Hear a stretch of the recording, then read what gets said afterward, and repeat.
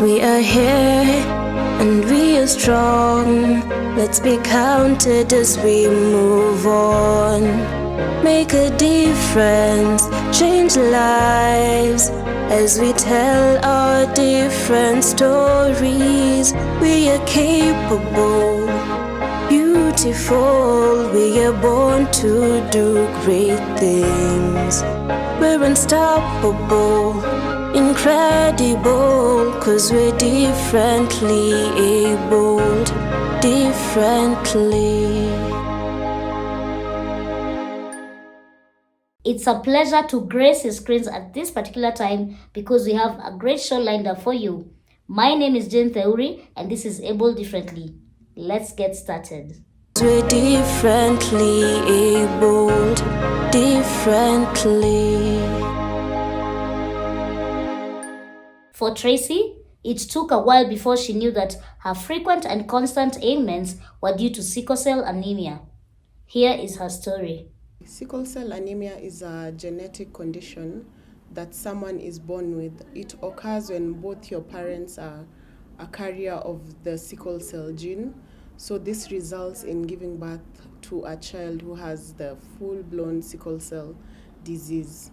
And it affects the red blood cells in that our red blood cells are not fully formed like round disc shaped such as that of normal people. Ours are C-shaped, like a sickle, the wheat harvester. That's why it's called sickle cell anemia.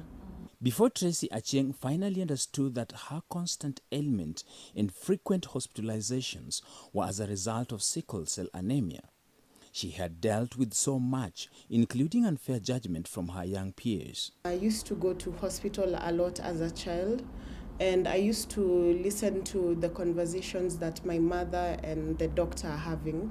So it was not a secret that I had sickle cell anemia. It's just that as I was growing up, I got to understand more and more about the condition. So it was always a word that I had being mentioned around me, especially in hospital. Just that as I grew up, I got to understand what actually it means and the repercussions and how exactly it affects me and makes me different from other people. The sickle cell condition is genetic, and in this case, only one amongst Tracy's siblings does not have it. We are three of us. My brother does not have the condition. Definitely, they had to be very supportive because the girl child is now is the one being affected by the condition. So growing up, my mother was very supportive in that she taught us how to take a good diet, take care of ourselves, drink water, stay warm. Basically, the ways of a person with sickle cell anemia to remain healthy was always taught to us. We always knew what we needed to do. We always knew that in the morning you're not supposed to miss taking your folic acid and the other medication. We always knew when you're starting to feel sick, maybe this is how you feel, and you're supposed to report it early enough so that it's managed. As an adult, Tracy affirms of having dealt with a number of challenges. Maybe sometimes I need to take time off to go to the hospital for a checkup. So will that time off be counted as part of my off days, or will that time off be put in as something that is required for me to be able to work? So those are some of the things, even in the workplace, that needs to be considered when you're hiring some people with disabilities. So what I usually advise anyone who's facing any type of challenge, be it biological, be it medical, or be it mental health, you have to identify your problem and face it head on. Because when you face your problem head on is when you'll be able to understand this type of solutions that you need to have to face your problem. Tracy, being a sickle cell warrior, embarked on several projects since the year 2020 to create awareness about the condition. In 2021, she organized a 24-hour sickle cell race from Nairobi to Mombasa with SCAF Kenya and the A104 group. I was able to partner with an organization called SCAF Kenya, Sickle Cell Awareness Foundation, and a cycling group called A104. And we were able to do a 24-hour challenge whereby they ride from Nairobi to Mombasa within 24 hours to create awareness about sickle cell, and more importantly to fundraise for a sickle cell screening machine that will be posted at Coast General Hospital. When it came to picking the cyclists, it was more of a voluntary basis whereby I was really overwhelmed and happy to know that there are people out there who would be just willing to sacrifice their own bodies to do a Nairobi to Mombasa cycling challenge just to create awareness about this condition.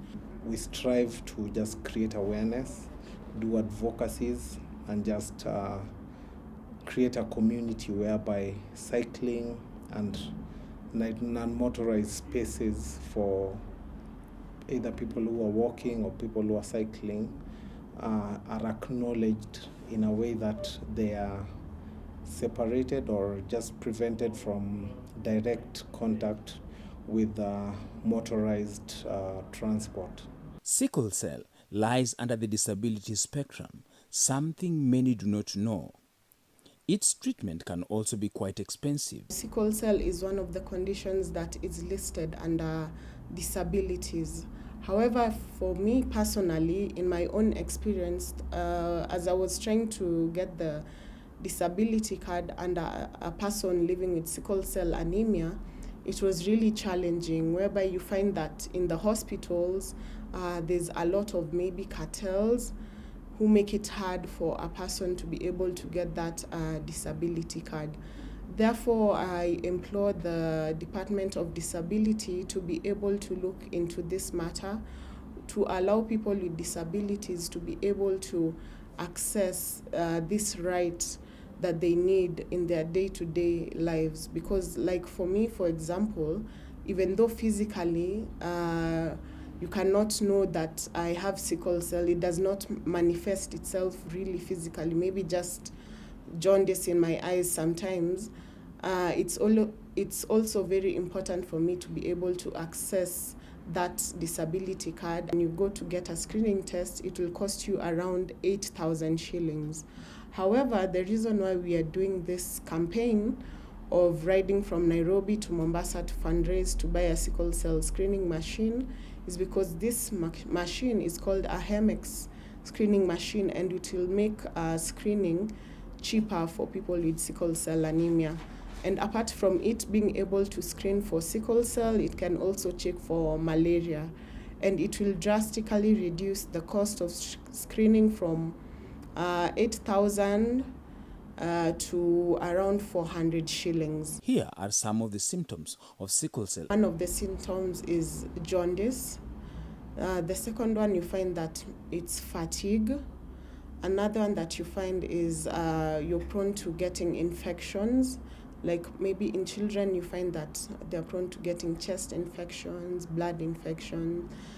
This process of getting infections is just something that people with sickle cell anemia face, because their red blood cells keep breaking down after every 10 to 12 days. So therefore, it has to show differently when someone does a blood test or a blood culture test. So sometimes you always find that there's an infection that's always present, but that's just one of the conditions of living with sickle cell anemia. So therefore, that's why it's important, even in nutrition, to be able to eat the right kinds of food that will support your system and will enable you to continue producing enough red blood cells, and to cleanse the liver, not to put a heavy load on the liver and the spleen, because the red blood cells keep breaking down in the spleen, in the liver. So you have to really check the type of food you're eating. You can't keep eating fat-saturated food like fast foods, because that will put a heavier load on your liver, on your spleen, on your kidneys.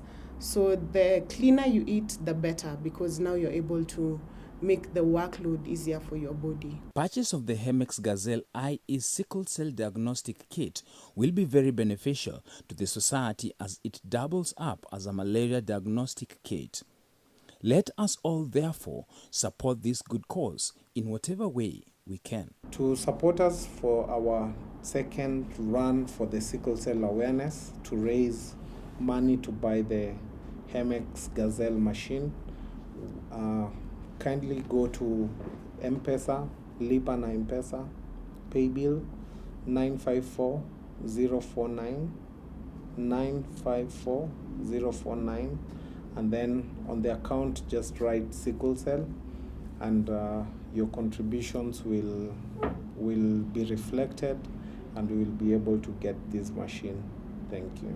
Let's take a short breather, but we'll be right back with more. Don't touch the dial. We're differently abled, differently.